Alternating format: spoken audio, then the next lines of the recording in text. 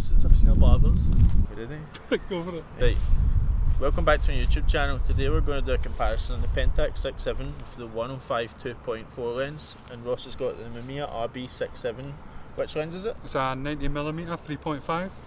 We're both shooting Kodak Portra 400. We're about to go meet up with a friend and model, Indie Muir. Let's go.